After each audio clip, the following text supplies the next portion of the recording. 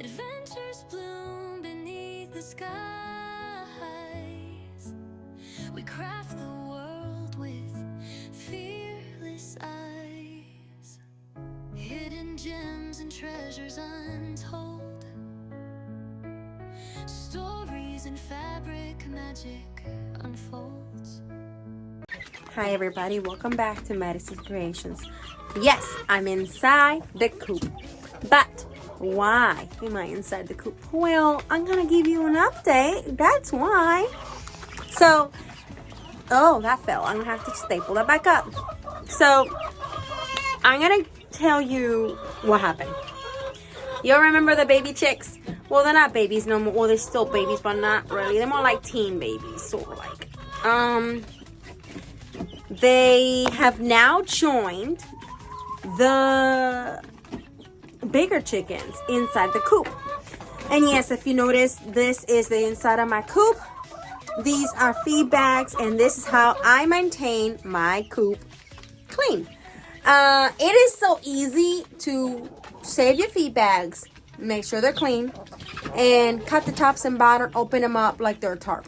Staple them on the inside of your coop to protect your investment. That's what I do. I staple them on the inside to protect the investment and honestly to keep the coop clean. So if you see, it's super clean up there. I stuff all in the corners straw so it maintains the coop warm and so it doesn't get also too hot either. And in winter it's warm in here. Well, not warm, but it's better. Now, these serve as insulation for my coop. As you can tell, these are still the first ones, and all I do is I sweep them, clean them, and that's it. So, with that being said, these are the bags that I have put on my coop to maintain my coop clean. And I'm going to give you, since this came off, I'm going to show you that these are feed bags. See? You just cut them and open them. I will be showing you pretty soon how I do it. If you're interested in watching that, make sure you hit the subscribe and like if you haven't, so you don't miss the videos that I'll be dropping soon. It maintains it clean. It serves as insulation. Yes, insulation. I mean, you could take it a little out there and you could actually put, if you wanted to, you could put straw and stuff inside of here like they did in the old days. But I don't do that. I don't do that. But you could. You could. Yes. So what I do, and I will show you, what I do is I staple them. A staple gun. So I staple them with a staple gun is what I do. And I do the corners and all that and leave the tops a little bit like this. Nothing goes through it, so you're fine. But what I have to do one time a month is the bottom layers. I always have to replace just these three right here. These three only. Because this is where the roosting bars are. I used to have the roosting bars covered as well. But honestly, it's hard work to cover and uncover the roosting bars.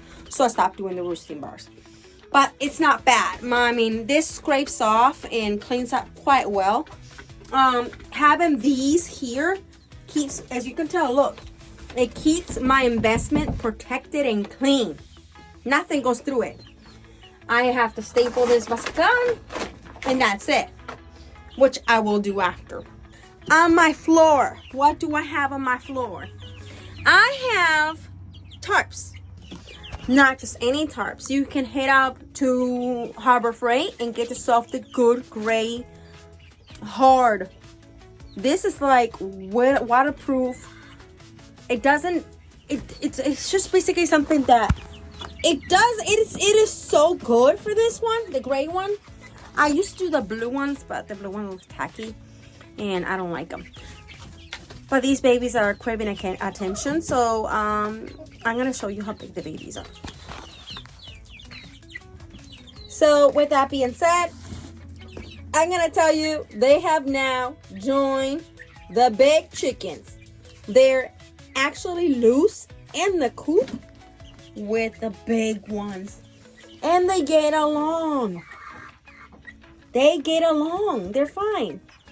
So I'm going to tell you a lot of people have this difficulty of how do I integrate babies that are just new and that are about this size with adult ones. Well, let me tell you, with adult ones, right there, with adult ones that are like that one right there. These babies right here, that's the baby of this one, because I incubated that. I incubated these babies of those. The black ones here is the baby to those that I incubated. So my strategy for me, they give them a little bit more food. There you go. Excuse me, I have to leave. Excuse me. Ooh. All right, so let me tell you, how did I do this?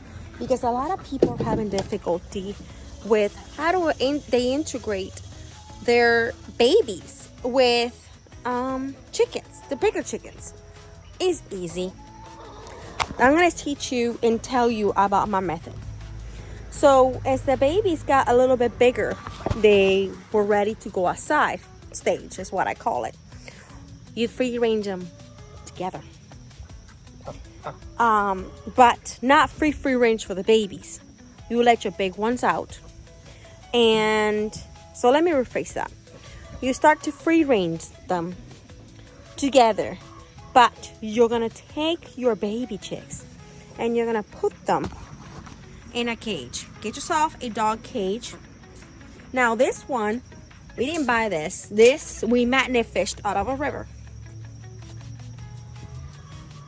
Cleaned it out perfectly fine, but that's what that one come from.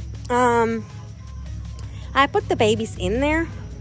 Make sure they're big enough that they don't get through this. I'm gonna show you. Make sure they're big enough. Make sure they're big enough that they don't get through these holes. If they're big enough that they don't get through the holes and come out and exit it, then they're ready to go out and be in a dog cage. That's what that is, the dog cage. And be next to the bigger ones. By being big with the big ones next to them, the big ones get used to the babies.